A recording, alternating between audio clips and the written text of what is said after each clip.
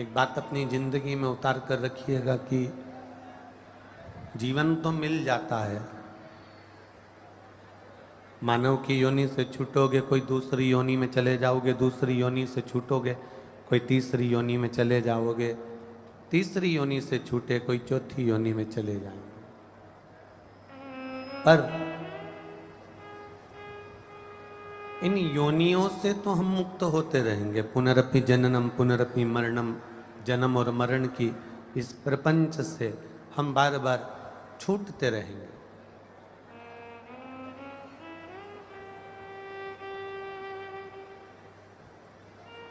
पर इन प्रपंच से मुक्त कैसे होंगे?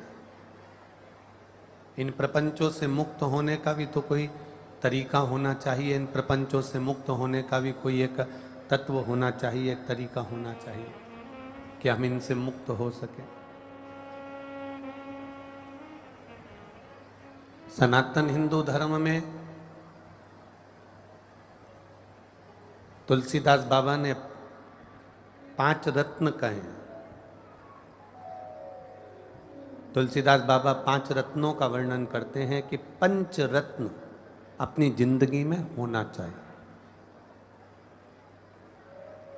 जितने भी भाई बहन आस्था चैनल के माध्यम से कथा सुन रहे हैं, फेसबुक यूट्यूब के माध्यम से कथा सुन रहे हैं, या इस पावन प्रांगण में बैठकर कथा सुन रहे हैं, वो भी इन 5 रत्नों का स्मरण रखें। तुलसीदास जी कहते हैं ये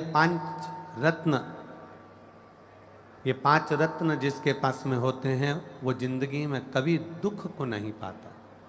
पहला, संत का मिलन, गुरु का मिलन, संत का मिलन, तपस्वी का मिलन, कोई भगवान का अविरल भक्त हो उसका मिलन। 5 रत्न में से एक रत्न है भगवान के भक्त का मिलन, संत का मिलन, साधु का मिलन। और 5 रत्न में दूसरा रत्न है भगवान की कथा। चाहे तुम राम जी की कथा सुनो, चाहे तुम शिव जी की कथा सुनो, चाहे तुम कृष्ण की कथा सुनो, अगर आप भगवान की कथा में रमे हुए हो, शिव कथा में रमे हुए हो, तो समझ लेना 5 रत्न में से एक रत्न आपके पास में है, हरि की कथा, प्रभु की कथा, भगवान की कथा। एक रत्न तुम्हारे पास है। थोड़ा प्रेशर बढ़ा। 5 रत्न में से दूसरा जो रत्न है वो है हरि कथा, प्रभु की कथा। और शिव महापुराण की कथा कहती है तीसरे नंबर का जो रत्न है वो है दया करना। एक करुणा करना, दया। दया ये नहीं कि परिवार वालों पर कर रहे हो तो बाहर वाले पर ना करो, बाहर वाले पर कर रहे हो तो परिवार वाले पर ना करो, ऐसा नहीं है। दया ये नहीं देखी जाती कि ये घर का है कि बाहर का है। दया तो दया होती है, करुणा तो करुणा होती है। 5 रत्न में से ये तीसरा रत्न है दया। और चौथा रत्न है हमारा धर्म। जिस सनातन धर्म में हम रह रहे हैं,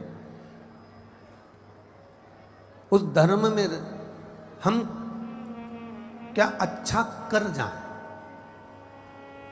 उस धर्म में हम क्या अच्छा कर सकते हैं और क्या अच्छा कर दें, ये धर्म की रक्षा कैसे हो सके।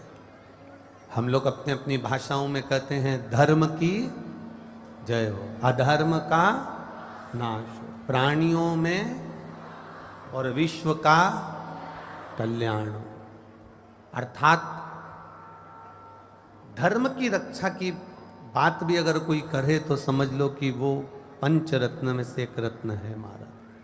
और 5वें नंबर का रत्न है उपकार कर देना।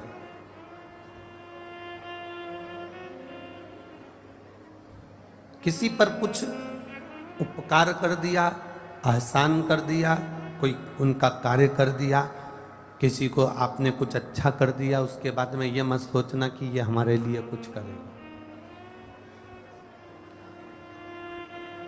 आप किसी को पानी पिला दो, आप किसी को भोजन करा दो, तो भोजन कराने के बाद में तुम ये विचार मत करना कि हम जब इसके घर जाएंगे तो ये हमको भोजन कराएगा, हम जब इसके घर जाएंगे तो हमको पानी पिलाएगा। ना ना ना,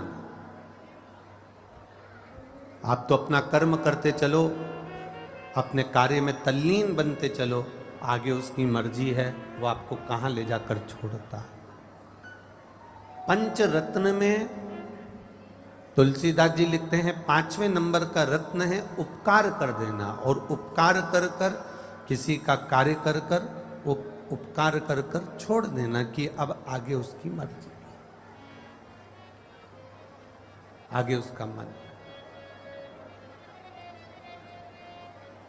आगे उसकी मर्जी है। ये उपकार करने के बाद में छोड़ दिया।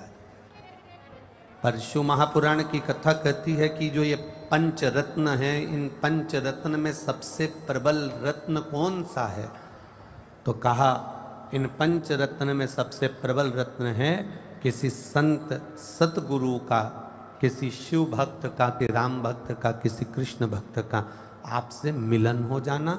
और दूसरा रत्न भारी है भगवान शंकर की कथा को श्रवण कर लेना, भगवान की भक्ति को श्रवण कर लेना। ये बहुत कठिन है।